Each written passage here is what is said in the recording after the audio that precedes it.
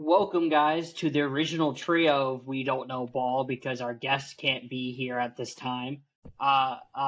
It's Jules Compton and Justin and Gunnar. How are you guys doing today? I'm I doing love it great. here. I'm doing I great. love it here. I'll give a shout out. We're still always going to beat the dead horse on Retro, but for those of you that watch, Retro's going through some family shit. Thoughts and prayers are with him right now.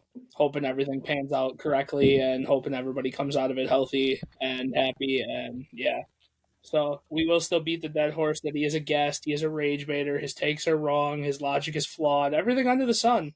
But when it comes to family, we're here for you, buddy. We always are.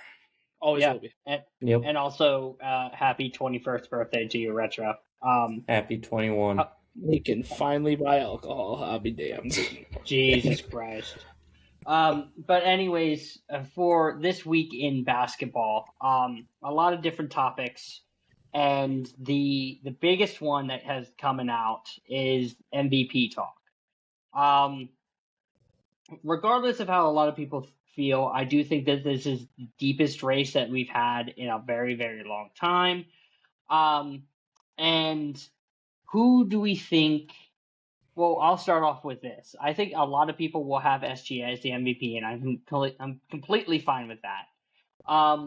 But as of lately, there's been very much like discourse between the MVP frontrunners about what they value: PRA, impact, consistency, and that kind of thing. So, in terms of the MVP, not just saying who we have as the MVP because a lot of people already know the answers for, but why is this MVP seem so incredibly toxic when it comes to this? Is it because of the amount of people, or is it because of the FCs in general? I'm gonna have to say that it's because of. I think it became super toxic as soon as we started realizing that the 55 game rule was an aspect. So we're missing names that belong in this conversation that aren't technically allowed to be in this conversation. Jules, I know you're gonna hate this comment coming out of me.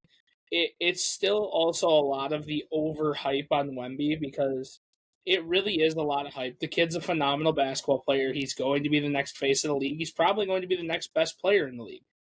But for right now, there's two teams that are absolutely head and shoulders above everybody else, and their best players are getting all the attention. And if Shea has a down night and Wemby plays average, people are going to harp on it. And when they both play great, nobody gives Wemby the credit. So it's kind of a real big double-edged sword on it. Is I think people don't want to give it to Wemby because of how young he is, and they're like, oh, well, he's going to win so many in his career, and SGA is just hitting his prime, and it's hard because do I think Wemby deserves to be in the conversation? Absolutely.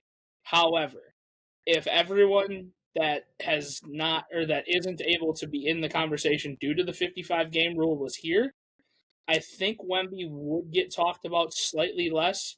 But again, we're talking about literally a unicorn in basketball. We're talking about a 7-foot demigod who can do anything and everything on the floor. He gives you Chris Paul's passing with Kyrie's handles, with KD's jumper, with KG's rebounding ability. So it's hard to not back the guy. But at the same time, it's like we are literally witnessing one of the craziest peaks out of any player ever on the SGA side of things. So it's hard for anybody to want to even talk about anyone else, let alone when it's a two-head race the last couple of years between Jokic and him. So yeah, it's understandable to hear that Wemby and Luka are on their tails and everyone wants to throw them in this conversation. But I think that 3 of these 4, you could flip a 3-sided coin and pray to God one of them gets it. If that 4th guy gets it, the NBA is a joke. And we're already in a situation, we're in the weirdest NBA season of all time. So let's not just fucking put the icing on this circus fucking cake and give it to Luka. Please, for the love of God. Got it. So with me, I think it's a mix of multiple things. You got the FCs for every player, I think that is playing a part into it right now. But also a lot of it's been recency bias when you look into it. Like we started shitting on Jokic because of his February and like early March stuff that was happening. Jokic has now come back into that MVP race because of all that, and so or because of the stuff that he's doing as of right now, he's now back into that MVP. SGA, there's been some stinkers here and there, but he's been consistent throughout the whole year. Wemby right now is in that race partially because of what he came out and said through in that media question that he was asked in saying 50% of the game's defense. Why aren't we considering that as of right now? Luka, because of the month of March, it has been a historic month of March for him. You know, it's like I think that all plays into a factor of what's going on in for all these players. I'm a firm believer that right now this is a historical 1962 MVP race because of how close everyone's going to be. But I myself have SGA, but I can also lean Wemby just be based off the case he has with his impact. Yeah, and obviously you guys both know I'm backing Wemby because he's my guy, but like I understand it, SGA is the consensus, but I find two notes very interesting in terms of the actual like conversation is we remember somewhat at the same time last year when Draymond Green came out and made his campaign for Defensive Player of the Year, and everybody looked around and was just like, yeah, why not? And for a short period of time, he was the number one favorite to go and get the DPOY. Obviously, didn't happen, but he finished top 3. That ended up being Evan Mobley. And then I think Justin's not going to like this comparison, but about 15 years ago at the beginning of the season, a certain point guard for Chicago Bulls said, why can't I be the best player in the league? Why can't I be the MVP? Wins the MVP that year and is the youngest MVP if Wemby does not win it this year. Wemby will be younger than him. And I just find I find it just like kind of annoying when I have to hear people say, oh, he bitched and whined when he was asked a question and somebody I'm really not trying to like glaze the dude, but like how he was able to articulate himself as being a 22-year-old guy, I think is very professional and it's very different. And he's pushing a lot of these boundaries that are going against the grain of what I think a lot of people are used to. And it's I think where we as a fandom, a sports fandom, like the difference of being or like hearing things from a different perspective, being more blunt, being more just adequate with their talking points and stuff like that. And it's not even because of what, for me, it wasn't even because of what he said that I thought he was the MVP. I was talking about all this impact stuff through a 50 game sample size for a long period of time on my platform on TikTok. But like, I again, I have him as the MVP, but it's like I don't really care. It's just more of the notion with that. It is just bothersome. Same thing with now the Shea situation. Segue going into these past 2 games with the Thunder is I don't like the narrative of the foul merchant, free throw merchant type of thing, but I'm starting to get really, really uncomfortable with how Shea is playing because it's not to the level of the late 20 teens James Harden, but it's getting pretty fucking close where it's just like very, very hard to watch, in my opinion. 100%. And it's getting to a point where yes, he's when you drive to the basket, you do get more foul calls. That's proven. That has been proven for NBA history. but he got called for 4 offensive fouls in yesterday's game against the Detroit Pistons, which I find that funny because a lot of the time he doesn't get called for the offensive push-off, and now Scott Foster's trying to implement himself in that game and took away a game winner from SGA make that an OT game, which I don't think to be honest with you, I don't think it should have been an OT game. The fact that went to an OT versus a Detroit Pistons B and C squad is somewhat concerning. Even with the Knicks, through 42 minutes of that game, OKC was struggling against that Knicks team. And then the final 6 minutes, SGA, was able to perform. That's why he's probably going to win Clutch Player of the Year. But Justin, I guess the overall question is there some concerns about his level of play and OKC's play getting into the playoffs, even though that they're winning games? At the end of the day, you win games, but is there causes for concern in a playoff setting? I would love to say yes, but at this point, no. Like I said, I've said this multiple times on this pod, we're seeing just mirror images of the same team from last year. They're not supposed to be the same team. They're supposed to have worked through the growing pains in the offseason. They started out hot this year. Nobody could touch them. They were unbelievable. And then injuries happen, and players that were producing when they came back from injury just are no longer there. So it's a lot harder. I mean, Hartenstein being out was a huge thing for them. Chet having to step up and do his job. Asian Duke Dennis stepping up and doing his job. Actual J-Dub just feels like he's been non-existent all fucking year, so we're hoping that we're going to get J-Dub back in the playoffs that we are used to seeing. So, I mean, I'd like to say there's call for concern, but they did the exact same fucking thing last year, and then they went through, and they beat everybody. Shouldn't have, but they did. And I don't know, it's interesting. This last week of the season is going to tell a lot.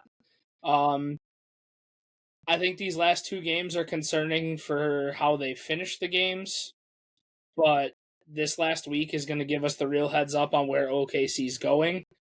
I don't see him being a first round exit, to tell you that much. But as far as getting to a Western Conference Finals Game 7 against a Spurs or Denver or whoever the hell they end up playing, you could see it flip the scales the opposite of last year. Denver was the favorite going in, and OKC punched Jokic in the mouth and said, "We're taking Game 7 and we're going on." So it's interesting. I mean, it's real telltale. It's not just OKC. It's all these other teams that have been in the hunt. These guys, if they don't finish strong going into the playoffs, if they don't continue to ride their roller coaster that they've been on, they're going to get first rounded. If you see any top 5 team doesn't want to turn it up for these last 6 games, it's going to be a rough playoff stretch for them, because you're not going to just flip the script and bounce back immediately. It's just not going to happen. Basketball is a game of highs and lows and a hell of a lot of momentum. As far as the whole Scott Foster thing, well, they want to make Wemby the face of the league and they want to do all these things. What's the first thing you can do to get Shea's name out of MVP voters' mouths? Oh, that's right. Take away his whistle.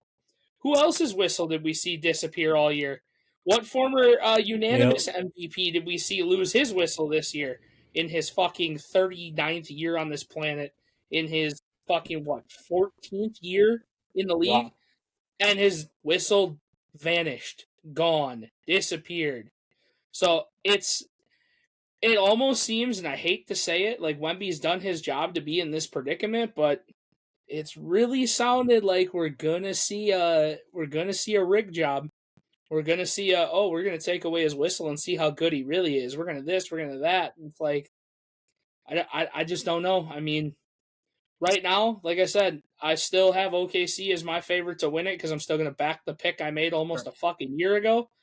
But right now, it just feels like throw a dart at the wall in the East, throw a dart at the wall in the West. Whatever team you land on, you could back them for the postseason, and they probably got a shot to win it, unless you land on the Lakers. Fuck them frauds.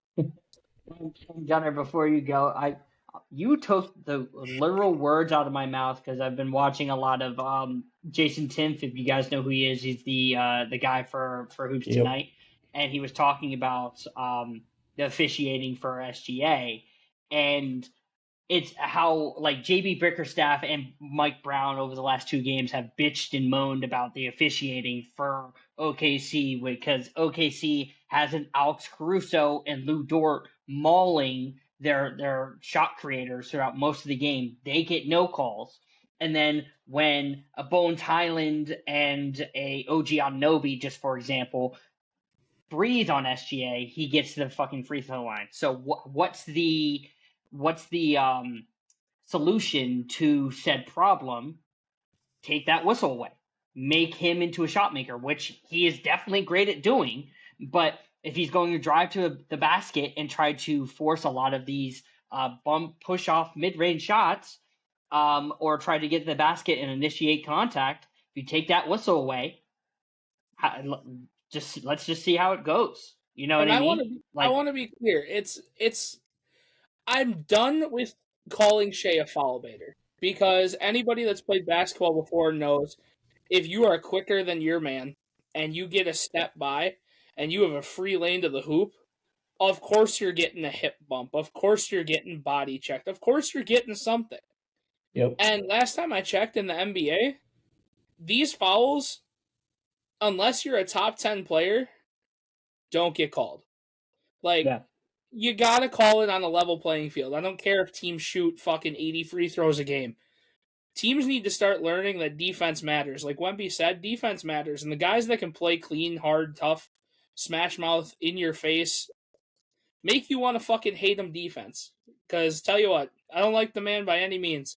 But your Pat Bevs, your Marcus Smarts, all these guys that are literally phenomenal defenders, but you call them a pest because they're guarding your team's best scorer and because they're playing defense and these guys know how to shift the body and get the contact, that's not a foul. They're allowed to slide in front of you if they have the position. That's an offensive foul if they're sliding in front of you.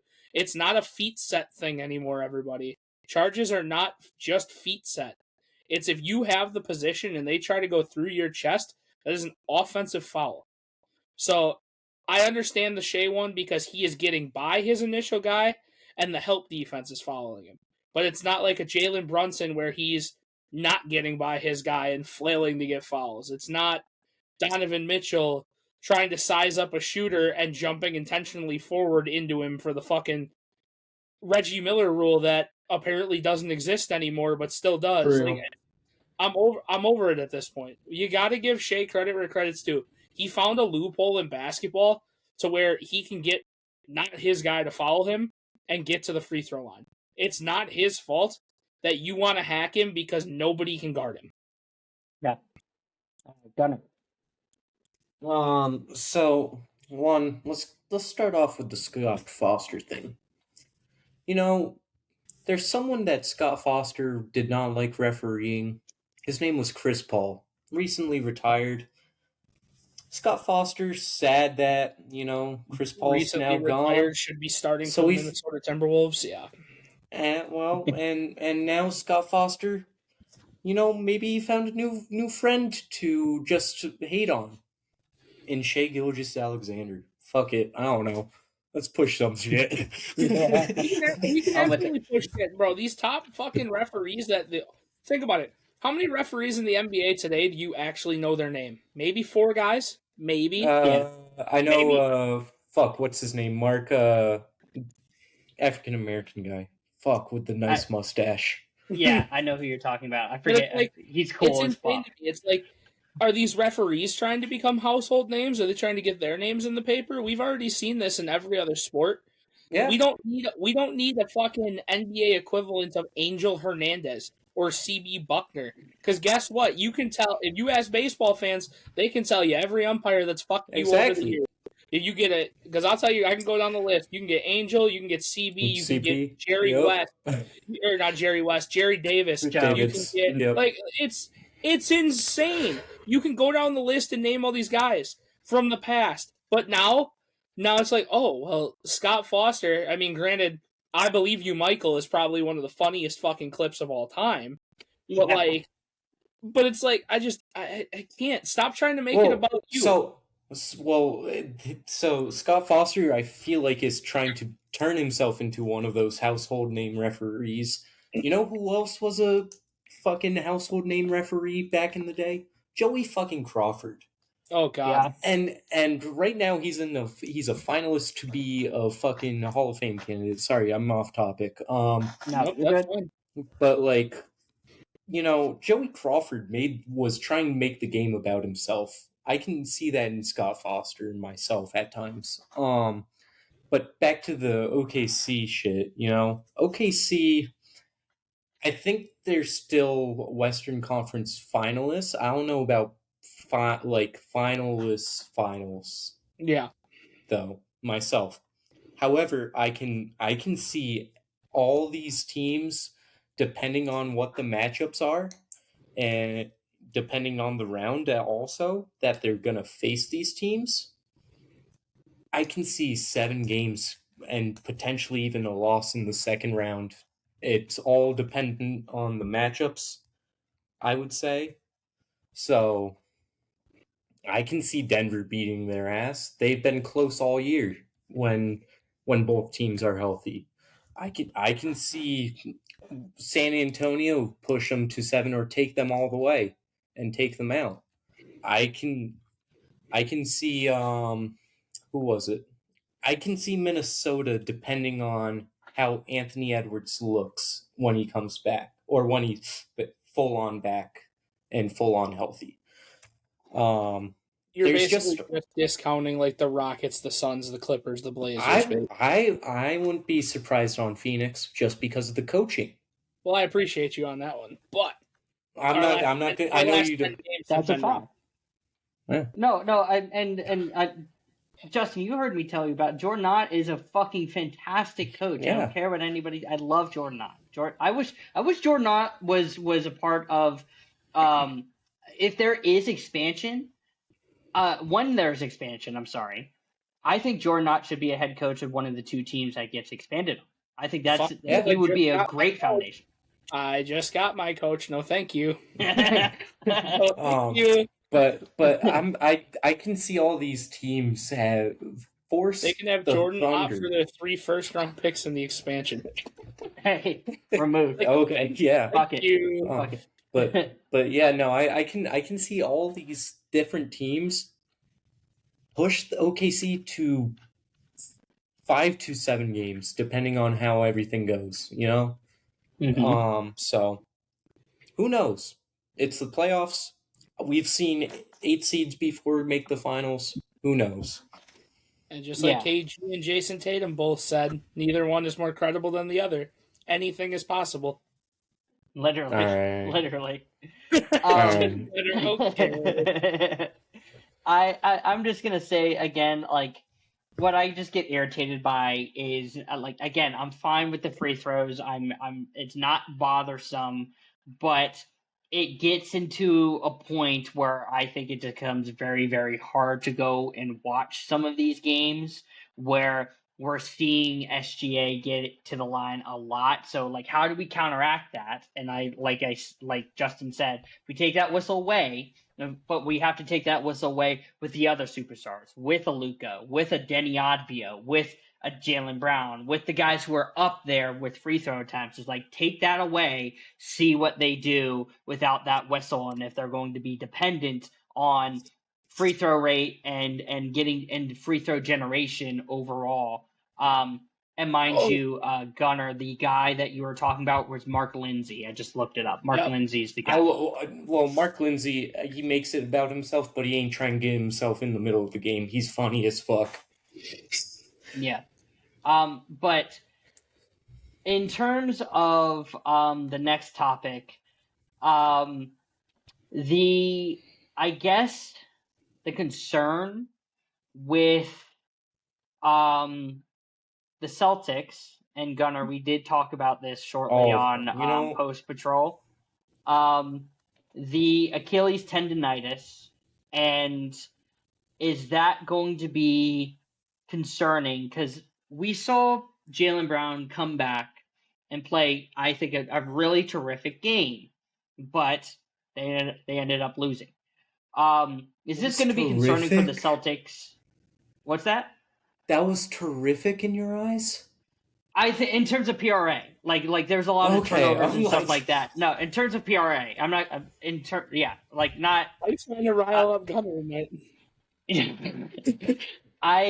I'm just gonna say they did lose, and Jaylen Brown was basically having to do what he needed to do. So, in a playoff setting, is this going to be concerning where you're facing a physical team and something can happen? Like, what's the outlook of Boston if they're going to put their offensive load into Tatum for playoffs? Is this concerning for Boston fans? No, our number one option's full on back at this point. I think we're starting to see the rhythm shot start to fall with Tatum as he's starting to get more efficient. That last game he played, he was, I want to say, I know he was efficient as fuck from three. He was looking great on his drives. His playmaking's still there. With Tatum, though, this is the time you want him to start finding that rhythm. Otherwise, Tatum won't be able to. We've seen it before. He gets hot like a month and a half before the playoffs, and then he loses his rhythm and isn't that shooter like he normally is at that point. Is it a concern still? Yes, because I do think they should be relying on Brown more and should be that first option. However, again, we're starting to see more plays start to be run for Tatum instead of Brown, and we're starting to move back towards the Spain PNR with some Horns play for JB and mixed in. So, Justin, interesting. okay. It's fun. It's funny to me that this would come out and this would become a thing as soon as Jason Tatum gets back and starts looking like old Jason Tatum. Almost like Jaylen Brown wanted to win a year without Jason Tatum to see that he could do it himself. Yep, this is Rage Bait Gunner tonight. Let's go. No, it's not. It's starting to look like excuses, and I'm not gonna sugarcoat it because a certain other guy that does this podcast wants to say JB is better, but as soon as Tatum comes back, Brown falls off. Brown's injured now. Brown is all these things. So it's like, again, who really was, with Tatum out, the most valuable Celtic? And I don't, at this point, think it was Jaylen Brown. I don't. And Gunner, you can say it's rage bait all you want, but it's like, it sounds like somebody got handed the keys to the kingdom, and now the owner is back, and it's time to pay up. So I don't have a problem with this team by any means possible. If he gives you 13 minutes or 30 minutes a game, this is still going to be the team I think that gets to the finals. I don't care what anybody wants to say about Cleveland. I don't care what anybody wants to say. Cleveland's looked great in their last 10. They've looked great in their last 10. But I still, until proven wrong, will not give that team any leg up on any competition as long as James Harden has to play in a playoff game. And Donovan Mitchell. Yeah, one of the greatest photos. Yeah, there you go. There you go. I don't know what you're talking about. One of the greatest photos ever when his teammate completely looks him off for a wide open three and he just lays on the floor crying. I don't know what you're talking about. That's the one. That is the one thing I will acknowledge happened in the bubble. Yes. There are three things that happened in the bubble. The Suns were head and shoulders the best team, Dame was head and shoulders the best player, and Donovan Mitchell cried on the floor. Whoa! Don't forget Bubble Warren now. I don't care what you tell me about that. Dame was head and shoulders the best individual player in the bubble. No, but he was the top 5 player. Yeah, TJ Warren was a top 5 player. And Rondo's cold ass fucking photo with his kid. I'll give him that. Yep. Shout out to Rondo. No, fuck Rondo. What? What did you say fuck me for? No, I said fuck Rondo. Say fuck me info. Oh shit! no, Yeah, I got you. no, Yeah, it's funny because I'm gonna fucking take us on a side quest right now.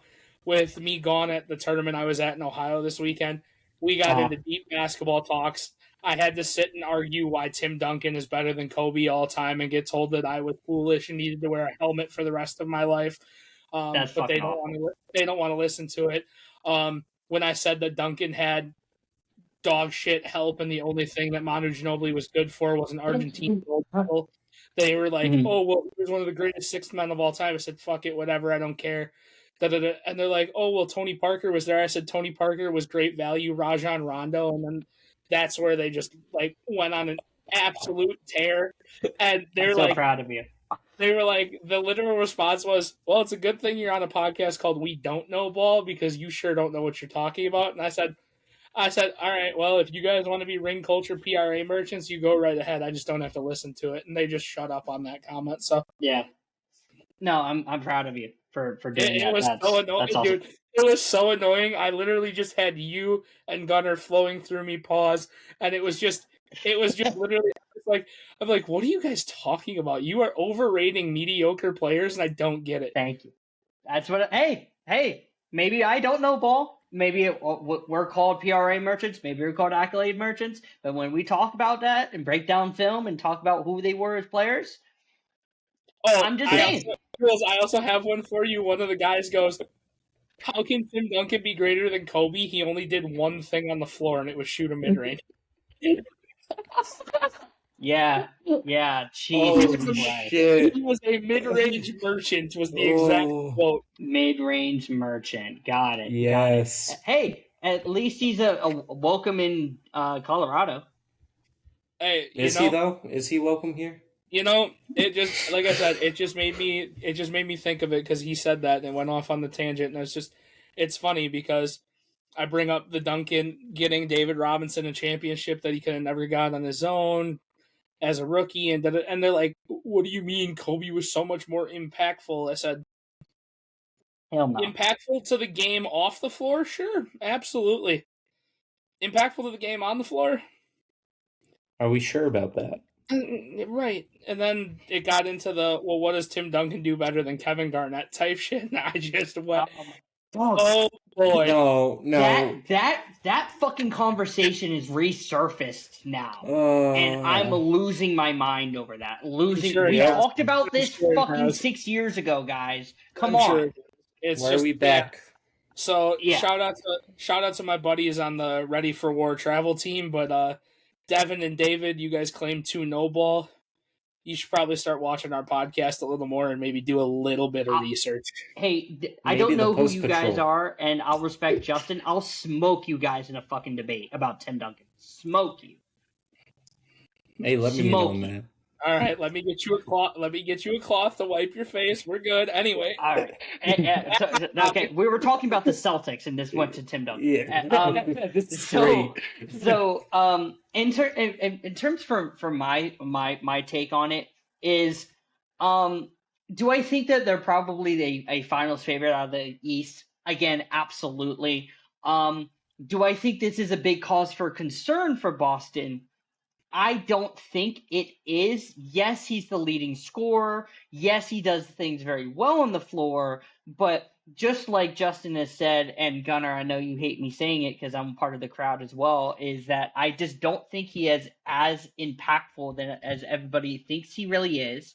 And that's why I think the collective group of Derek White, Nemes Keita, Hauser, Baylor Shireman, Peyton Pritchard, Hugo Gonzalez, like Jordan all Walsh. of these guys, or Jordan Walsh, exactly, is that it's a Don't collective get me started group. on that right now. I think it's a collective group, and why I like this team so much is because they're an actual team. And I had to tell this to our favorite other Celtics fan that Joe Mazzulla is slowly if he's able to do this consistently with rosters like this, he's going to be put himself in the conversations of one of the best coaches of all time. And this is very, very reminiscent of the coach that I had for 20 years, because Yep. outside of the Manu, Tony, and Timmy that we were just talking about, it was ever changing role players year in and year out and that kind of stuff, and maximizing what they could be. A lot of these guys had career years with San Antonio. They leave because they think they're a better player than said Manu Ginobili, Steven Jackson, and completely get to dog shit. So it's like, if Missoula is being able to go and do that, I value being to maximize what you can do in said system, because coaches should be doing that consistently, and that's what coaches are there for. So and what if you're telling Missoula's me doing is, that, that's awesome. So what you're telling me is that Greg Popovich and Joe Mazzulla are getting people in that Tim Duncan and Jason Tatum can elevate to play better? I would say so. Weird. Yeah. Weird. No, and again, like, I'm not a big fan of Jason Tatum. I have to be very adamant when I say that. Again, I don't like how he plays. I don't like his shot diet. But he impacts winning. He impacts the people around him. He elevates everybody. He's a good rebounder. He's a good defender. He's a good secondary playmaker. If not the primary playmaker, it's just that, okay, he's not efficient. So fucking what? He played. Gunnar, There's four other aspects of basketball. Gunnar, I'm so sorry. I just realized we're going to get the Jason Tatum playoff shot diet back. No. Justin, this is why I made that point earlier, right? Tatum usually gets hot a month and a half before the playoffs, right? Mm-hmm. And then he falls off immediately before the playoffs. So he's going to get to the Eastern Conference Finals and fall off. Got it. That's what's. If anything, that's where he's going to fall off. But he's going to have a great playoff run before that. If they play the Cavs in the Eastern Conference Finals again, I think I have the Cavs going because of how Detroit is right now with Cade. Who's going to have a worse series, Jason Tatum or James Harden? Yes, Donovan Mitchell. The Meteor. The Meteor. I'm in Gunnar. Actually, Gunner's right. I'm in Donovan Mitchell. Hey, hold on. Because you know why? We're getting primary defender Jaylen Brown. No, God. And that anyway. And D-Mitch never will stack up to Devin Booker. Can I real quick, shout out my boy, my co-host, Ty, he's right. Jaylen Brown, that injury is not real. He did it for the 65 game mark. Here we go. Yep. No, Justin, yes, I totally forgot to mention this to you. You know what's so funny? Ty, shout out to Post Patrol, shout out to Ty as well, the other podcast that I'm with Gunnar, who hosts. Ty said specifically that it's very ironic, as soon as he gets to 65 games, that, my Achilles is starting to hurt, and then he fakes an injury. Justin, mind you, that's why I'm bringing it up. Mind you, he's a Celtics fan. He's a Celtics fan. Yeah. Me and Ty have never had a conversation, not one word. Yeah. Hey, you're coming up at some point, Justin. I started to crack the fuck up. I went mute and started cracking up. I'm like, Justin's going to love this. Because if people who have not watched your past episodes, Justin has been very adamant about a certain franchise player in Milwaukee faking injuries for most part of this year. Yep. And look where we're at now. I think he's legitimately hurt now. Justin and I have talked about it, but nevertheless, I found that really fucking funny. I'm like, no shot. Sorry, I had to interject that real quick. It's crazy how that works. It's crazy. All I know is Giannis better never do a charity event in public, because I'll pull up and ask him straight to his face, and I'll film the video. So, just curious, how many of them injuries are real? I don't care if he's got his family with him. I don't care. I'll ask. So, just curious, were you actually hurt at any point this season, or? Yeah, none. But speaking of speaking of the East, in totality, and it's been brought to my attention the past week and a half or so, that the East is starting to become an underrated conference, and really, if you look at it, is on track to being the better conference out of both. Not in terms of just like superstars, but in terms of just totality of wins. The other day I looked at it. The East had, in the combined matchups, the total amount of games, they're losing their matchups against the West. They're probably going to lose it, but they had 204 wins against the West. The West have 220. And it's definitely growing over these past couple years. In the past 2 years, it's gone up 5% just about each year. It's probably going to go up about 3% this year. They'll probably end around like 215 to 217. So we can even look at that through 1 through 10 seed. The Eastern Conference does not have a losing record in their number 1 through their playing teams, while the Western Conference, as of right now, we'll see where Portland is, has a losing record in their play-in. So can, at minimum of next year, can the Eastern Conference be the better conference in the first time in a long time? I believe so. And here's why. There's a certain elite superstar that is out with an Achilles injury this year that will definitely raise his team's ability to play, and that will add significant amount of wins, at least to his team, when he gets back on the floor. I don't care what anybody says. The Pacers might have been dog shit this year. Once Tyrese gets back on the floor, we ain't going to see this again. I think Tyrese Halliburton himself, as much as I really don't like the guy, is literally the difference this year. Tyrese being out the whole year, Tatum being out 75% of it.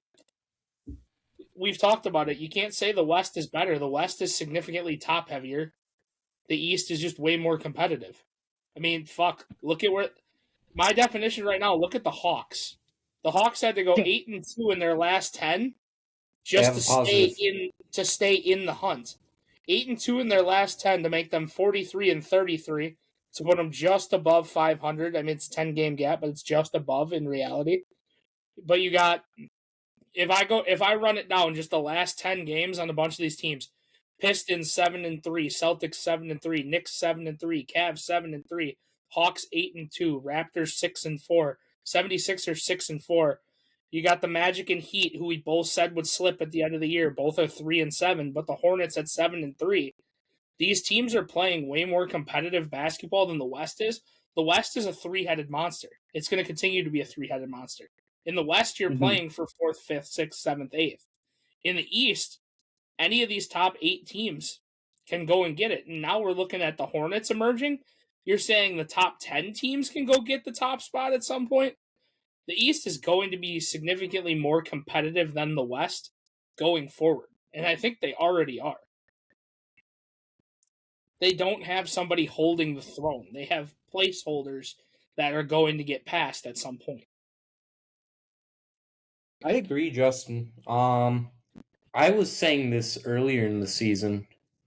The East has been more competitive than the West has throughout this whole season, and I've been saying this since the beginning of December. So, or that was my thought. I will say this: the West is definitely more top heavy, but you know who else was top heavy? The 2010s East. You know, they were top heavy back in the day. Yep. So it's like, are we just starting to get the reversal of the conferences, which historically happens every 20, 30 years? Yeah. So I feel like in the recent decades, it's been every 10 years, it's been flipped, where the West is super competitive, then the East took over in the 2010s. Like, if you look at the 2000s... That's fair, yeah. If you look at the 2000s, nobody, and I mean nobody, thought anybody in the East stood a chance. Exactly.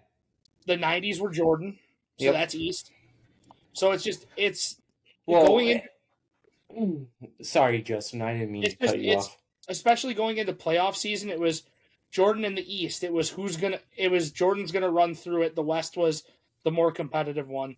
The West kind of carried that into, like, I would argue 2006, and then 2006 is when when it started to blend.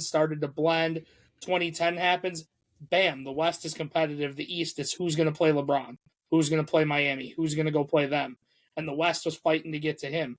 Then you get later on, and then it's like speed up to 2015. It's like, okay, it's Cleveland Golden State every fucking year. Nobody cares. Nobody wants to watch this dog shit. Fast forward a little farther, LeBron leaves. The Lakers aren't the competitors. So now we're seeing everybody fighting for the top, and now we're at the point we are, where you're seeing who's going to play the Western Conference Final between OKC, Denver, and San Antonio. Where in the East, you can see literally anybody playing in the finals against one of those three teams. 100%. Yeah. Yeah, I'm in agreement. Like, it took a lot because Gunnar did say it to me, and initially I kind of brushed it off, and I'm like, you were laughing at me at that point. Yeah, no, because at that specific point, the Hornets were sub 500. It was literally right before the playoff run. The Bucks were still in the play-in. Miami was wishy-washy. So it was solidified at like the Cavs. I think were a 6 seed at that point instead of a 4 seed. So there's a lot of just like difference, in where it kind of was able to round itself out now. And I think for the next couple years, it can be, because I think there can be arguments that they're outside the top end talent of the West. There's deeper rosters in the East. Because in Boston, Detroit, we just mentioned Indiana, who's they're going to get better. Cleveland's a deep roster. If Toronto can do something, they'll be at least somewhat deep. The Knicks and that's 5 or 6 teams right there. Yep. The Wizards, who I think are going to be a playing team, but they can be a somewhat of a deep team. So it could easily be that. The West is just diminishing. The Lakers are going to get worse before they get better. If the Wolves don't find a point, if the Wolves don't find a point guard, they're going to continue to stay in that 3 to 7 range. The Rockets, everyone thinks Fred VanVleet will be the answer when he comes back, but KD is going to be damn near with a foot out the door, especially after his Twitter fingers got him in trouble. The Suns, if they can bring in one piece, they might rise up into it, but they might be, again, they're fighting for a 4 seed. So it's like, you look at the West, it's like you're playing for a 4 seed. In the East, that's literally anybody's to take. Yeah. Yep. Yeah. And speaking of one of these teams that we are, at least Justin and I, have been yelling at the walls about this whole year, Philadelphia. I gotta go. Paul George came back from Senior PED scandal. Joel Embiid technically played a back-to-back, and Tyrese Maxey came back from his injury. Even though they lost against Charlotte, the 3-game sample size has looked decent. Does Philly have any weight in this fight? Let me out. No, they do not. No. Until you realize that your 7-footer from Africa isn't your fucking starter, isn't your number 1 guy. No, they have no shot. None. 0. You're not going to tell me that Pandemic P and fucking Joel Embiid are going to get you anywhere. No. The only thing relevant in Paul George's career in the last 5 years is his trade won OKC a championship. We're going to stop giving credit to this dude. And I hate saying it because I was a huge Paul George stan. Huge. This man was the future of the NBA. Then he broke his leg in a fucking U.S. exhibition game. And that was the turning point. It was over from that point. Stop giving Paul George credit. Joel Embiid's a bum. He literally might be just a slightly... Catch myself on that. That was about to be a slightly better version of DeAndre Ayton, so just burn a slide on that one for a second. Yeah, let's slide on that. Slide. We're gonna slide on that, but it's not far off at this point anymore. Impact for impact, but no, hand it over to your young guards. Let them do the thing. Go get them some role players. Go get them an actual rebounding center. Go get them a shooter to play with them. Go get them a stretch 2-way player. You don't have to have everybody under the sun to do things. Just it's not. They do. They do. No, are not the answer. They do. No, they're not the answer. But it's funny you said a good rebounder, good spacer, good two-way guy. Okay, no, fine. Go get him a coach. Go get him a coach. Because if they don't know how to play anybody correctly, go get him a coach. His name's Andre Drummond, by the way. Yeah, Andre Drummond, known spacer, shooting corner threes. Known rebounding. Male version of Angel Reese. We're not carrying weight. Yes. Andre Drummond. Yes. No. Hey, Julian Reese is giving you 26 and 17 on the Wizards, bro. I'm moved. Yeah. No, we're not giving any Andre Drummond fucking glaze on this fucking podcast. Oh, yes, we are. He hasn't been relevant since he wore a Motor City Wrong. Please don't. Wrong. Please Wrong. don't. Yeah, I just don't know. Brooke Lopez or Andre Drummond?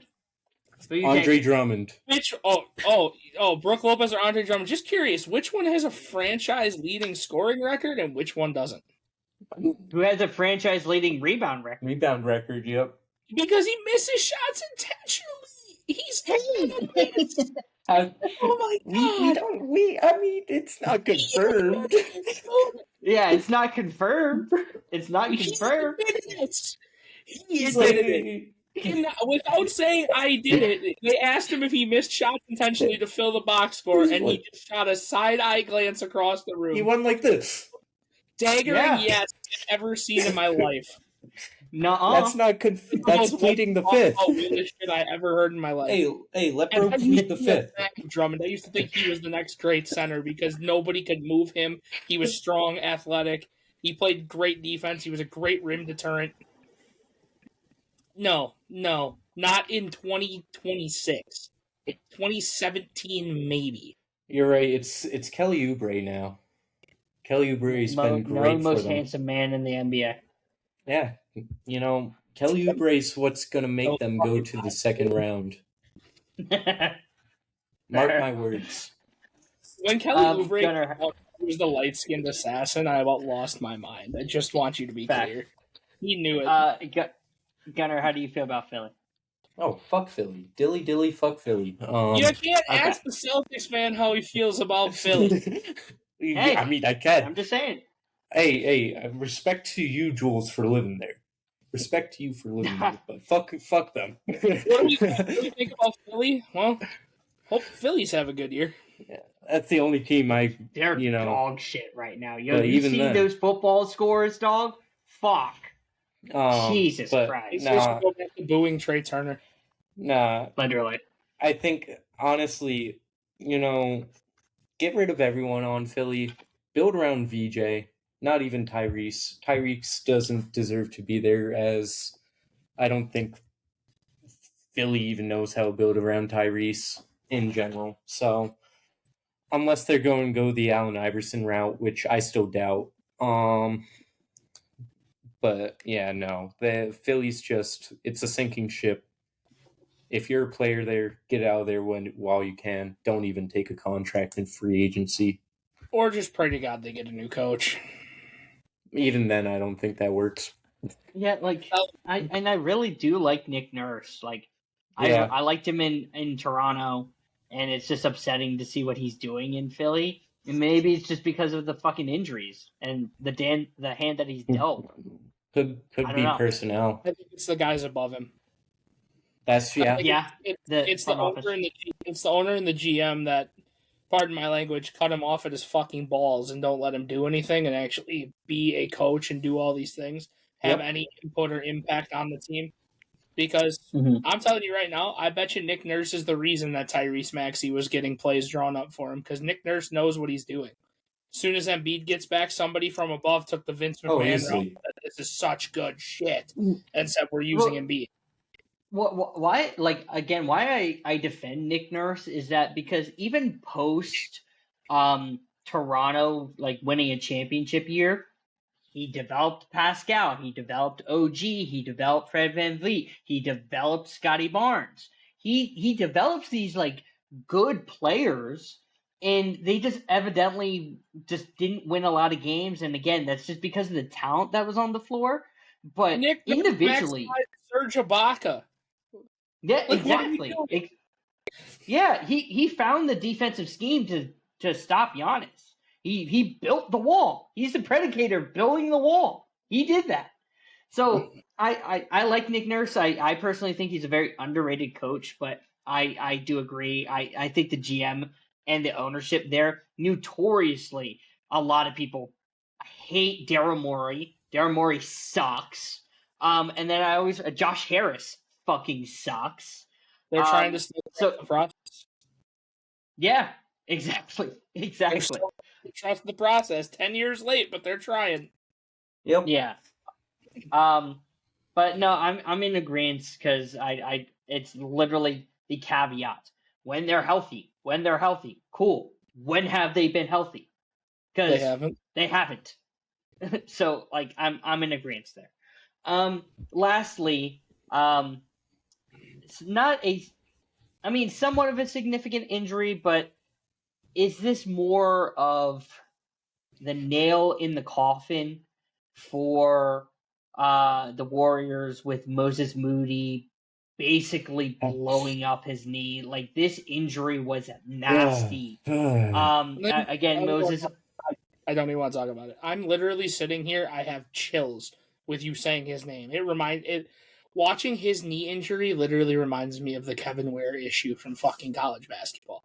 Like, you didn't see any bone, but you saw it, and it was just I'm sorry. I don't care if anybody wants to call me this person or this, that, and the other on this. That's fine. Steph Curry, you are a Charlotte Hornet. At this point, fuck it. You are a Hornet. Go home for a year or two, develop this team a little more than they already are, and go crazy. No, that's Cleveland. Go play in Charlotte because your dad played in Charlotte. Fuck exactly. Cleveland's getting LeBron next year. Yeah, that's true. That's true. Cleveland's getting LeBron, Bronny, and Bryce. Amen. Just wait. Nah, don't worry, fellas. You know, it's the Brandon Pajemski show. We're getting that 30 bomb. Don't you worry. It's happening now.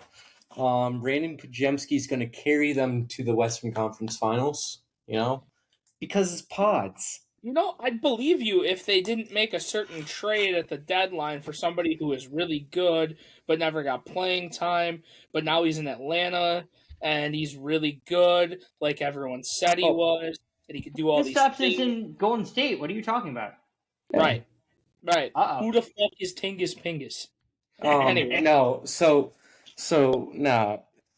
Shout out Jonathan Kuminga for actually making the most of his fucking time. That's true. Shout out JK. Fucking stupid Steve Kerr.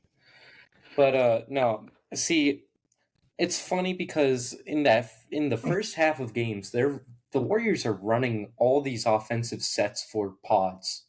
And then in the second half, they just go away from it. It just makes zero sense why. And pods is hot in that first half. And then pods will only get 2 to 4 shots in the second half. What are we doing? Very reminiscent of my criticism for Steph this whole year is that they run all this offense through either the first or the second half of these games, and Steph generates fucking 25 points. He'll end with 28. It just makes no sense. It makes no sense, and it's upsetting because objectively, what these sets and schemes are allowing is really predicated on the Justin's going to hate me saying it, the gravitational pull of Steph and reliance on trying and now it's having to be Brandon Pajemski to generate all of these looks, and people are looking at this kid like, curly haired fuck. I'm not going to go and fucking try to double team you. You can go and get your 30, but too bad he can't go get 30 because he's not generating as many looks as Steph is. So it's like, what the fuck are you supposed to be doing now when your sets aren't doing the things that they're doing? Go to something else. You have Kristaps. You have Draymond isn't a plus scorer. I do understand that, but you have DeAnthony Melton. You have these players where it's like, dude, there's two players. Why not? There's 2 players that could save the Golden State Warriors right now. God forbid if they were ever Golden State Warriors, dude. Like, it would be the most perfect thing ever. You know, if Golden State just had somebody like Jonathan Kuminga on their team, like if they ever had a chance to have Jonathan Kuminga on their team, it'd be a perfect fit right now. The other one, Right. oh my God. You need someone who's going to be a guard that could potentially go get you 30 with the sets correctly directed at him. Oh, man, if they ever had a shot to have Jordan Poole on their team, Yeah. oh, Lord, Golden State would be in a great spot. Oh, wait, some donkey-teethed motherfucker decided he was going to knock out his fucking teammate and get him shipped off, and then Steve Kerr wasn't going to use Jonathan Kuminga. Insane. It's like Golden State just doesn't want to be good. They had the pieces to be, and they chose not to be. They kept the They wrong... don't want a future. Well, pretty soon they could be the next Canadian team in a fucking in an expansion or a relocation. So just you wait. It's on its way. Golden State's going to be a dead franchise soon. No, it's going to be what they were during the aughts, because outside the We Believe Warriors, they were piss poor. In the literally, because like the Warriors, they had Run TMC, they had Chris Webber for a minute. Chris Webber leaves, they become dog shit again. They have the We Believe Warriors. They go and get Don Nelson from the Dallas Mavericks, and then go win against the Dallas Mavericks in 2007. They choose fucking Monte Ellis. They ended up being wrong, and then Steph Curry falls into his lap, and that could have easily been a bust because of Steph Curry's injury management for the first 2 or 3 years of his career. Obviously, they get saved because Steph ends up turning to Steph Curry, but like the Warriors have been inept for a long time. Aaron Davis led Warriors. Yeah. Do you think it's Jason Richardson? Please don't tell me you think it's Jason Richardson. What you mean? Oh no. Oh, sorry. Matt Barnes led. Yeah, Matt Barnes. Yeah, my bad. Yep, we forget about Matt Barnes. You forgot about the Matt Barnes led with. Oh, bro, that was Team Old Head. That was Unk Ball 2. That was Unk Ball the original, bro. Literally. That was unbelievable. Back when they had them fucking absolutely ugly. It was Baron, Jason, Matt, Steven, Jackson. Yep. Who was the fucking center there? That was right before they got David Lee. Who was the fucking center? Why am I tripping? Was that Al Jefferson? Is that Al Harrington? It's Al. I think it's Al. They had what the hell is his other name? It started with a T. He was this like 6'10", athletic African American dude. I can't remember what his name was. I'll look it up right now. I love how you say We Believe Warriors and goes directly to 07. Did they also have Emeka Okafor at that time too? Hold on. It was Al. It's Andres Beatrice. Oh, yeah. Gross. It's gross. Oh, gross. Mike Dunleavy Sr., Michael Petrus, Trey Murphy. They won I think they were like a 42 win team. Or 42. Oh, I'm on the year after. My bad. Yeah. Yeah, it's 07. So yeah, it's yikes. Yeah, their starting was fucking Baron Davis, Monte Ellis, Steven Jackson, Jay Rich came off the bench. Al Harrington, he got hurt halfway through the year. Andres Beatrice, Mike Dunleavy Sr., who's fucking them raw now. Michael Petrus, Matt Barnes, Keith McLeod. Donald Foyle, baby. Patrick O'Brien was here. Fuck me, dog. Yeah, this is what I'm talking about. The ineptitude of the fucking Warriors. Oh, this is beautiful. The Warriors have not been a good ran franchise for a long time. They're just getting back to what they have been. That's what happens when you play in Oakland. Fair. San Fran. Fair. Now it's San Fran. Technically, allegedly. Yeah. Allegedly, yeah, good. Yeah, allegedly. So, that was team. Right, but that's all for the slate for basketball this week. Justin, do we have any games this week? I got 2 of them. Okay. One's a pick 3 cut 5. The other is it's basically a knowledge test for you guys. Oh, I suck at this. No, you'll probably be good at this one, I would assume. So the first one, the pick 3, cut 5, is active playoff performers. Okay. First one up is Anthony Edwards. That one's kind of tricky. This is their totality of their career. Career playoff performances, yes. That's still tough. I think I'm cutting that.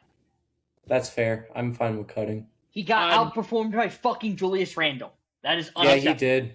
I'm just going to go ahead and say that's crazy. But anyway, next. Devin Booker.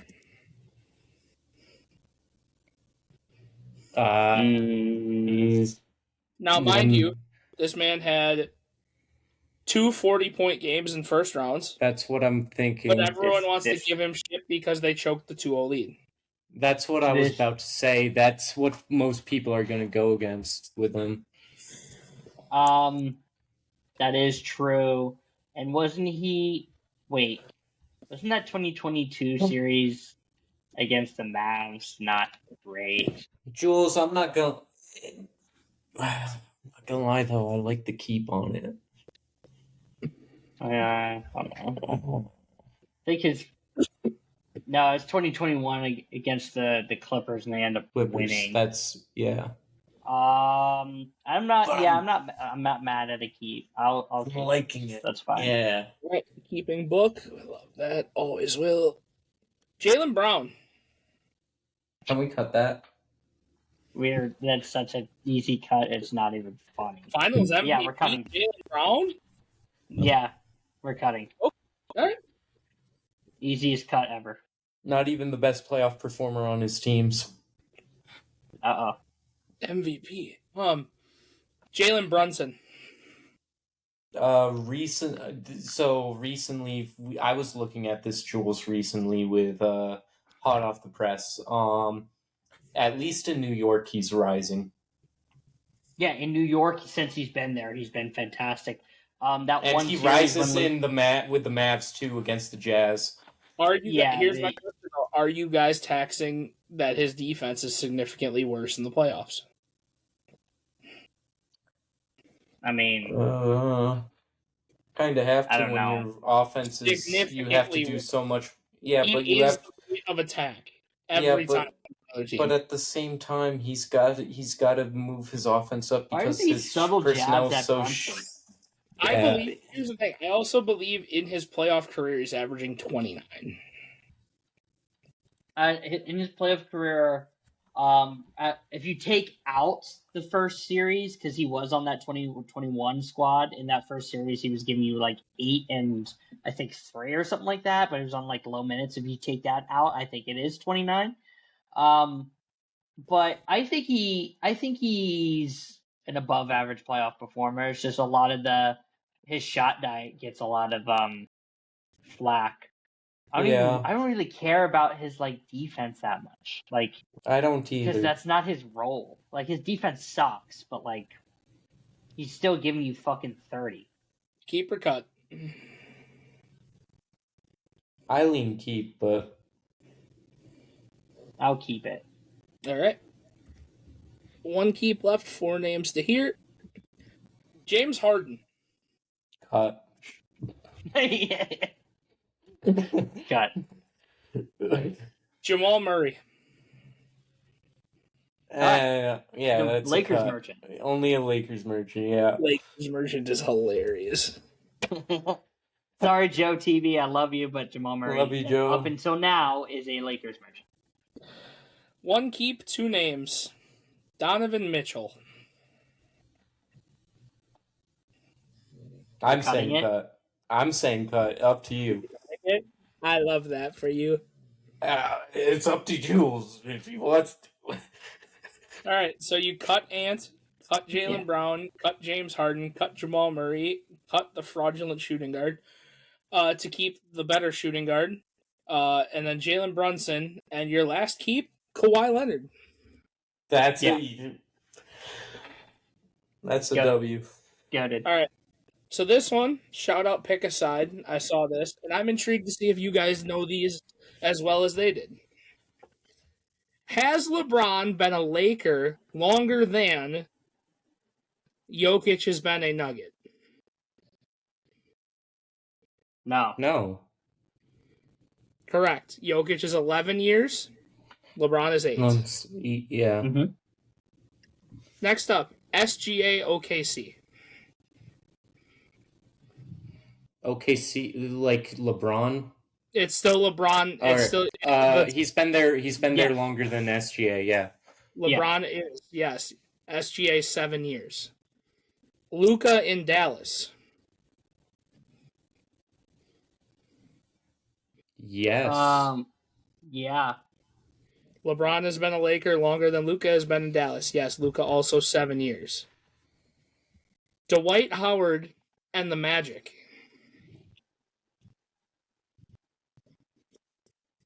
Yes. Gunner? Yeah. It's I'm actually a pretty tie. They both have been Is 8. it? They both were 8 years. Okay. I counted 7. I might have missed it. Oh, I forgot 2012. Yeah, I that's where I was stuck. I'm like, I thought he got traded in 2012. I did too. Rajon Rondo with the Celtics. Longer. Well, yeah, longer. By 1 year, 9 years with the Celtics. Yep. Kawhi Leonard, Spurs. Longer. Ooh, yeah, longer. Kawhi was a Spur for 7 years, so LeBron, yes, has been a Laker longer.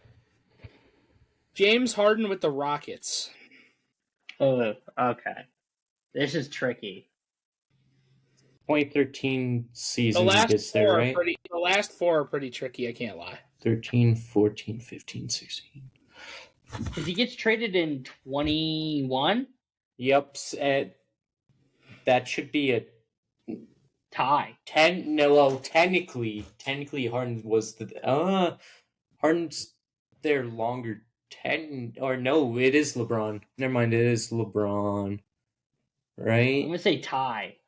It should be a tie. James Harden has LeBron by 1 year. He was a Rocket for 9 years. It's not actually it's not actually a year though. It's only like 40 games. Pretty much, yeah. CP3 with the Clippers. Fuck. 2011's when he gets to LA, right? Mm-hmm. To 2017. So yeah, it's longer. Yeah. LeBron is longer. CP3 was a Clipper for 7 years. Yeah. D Rose and the Bulls.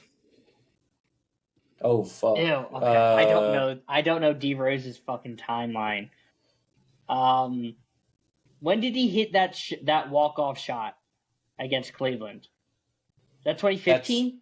That's 2015. And wasn't he a fucking Knick the year after? Or was that 2? I still feel like LeBron is longer.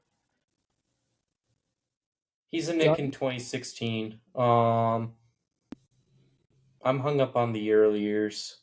I would say LeBron is longer, but it's close. Derrick Rose, 7 years. Yep. Yeah. And the last one, Tatum on the Celtics. Tatum on Celtics is longer.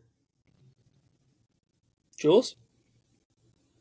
I'm riding with the Celtics fan. I'll ride with him. This season makes it his 9th year, so yes. I'm a genius. I'm a genius. See, Gunner, I told you it wasn't that hard. It was basic That general wasn't that bad. Yeah, that wasn't that bad. All right. And with that, my games are done. was So now I'm fun. just looking for the history facts. That isn't Wilt Chamberlain related. That's they're fine. all That's fine. Wilt Chamberlain. Time of recording, March 31st. Taking it back to 1994. Chicago White Sox assigns former NBA superstar Michael Jordan to the Birmingham Barons of the Class AA Southern League returns to NBA after one season. Couldn't even bat his weight. All right. Hey, He's no Bo Jackson. He's no Deion Sanders. hey! I just find it funny how MJ quit when he said he was going to break the 8-peat. MJ quit because the mob was after him. No, they were after his dad, and that's why they got his dad. Bro. All right. I'm fucked up. That's all I got. I think we're ready to wrap her home. Yeah. For you guys who have watched all the way through, please like our videos, sub to us, subscribe. Please follow us on our TikToks. Please go subscribe to the Post Patrol as well. This has been Jules, Justin, and Gunnar. We'll see you guys next week. Thanks, y'all.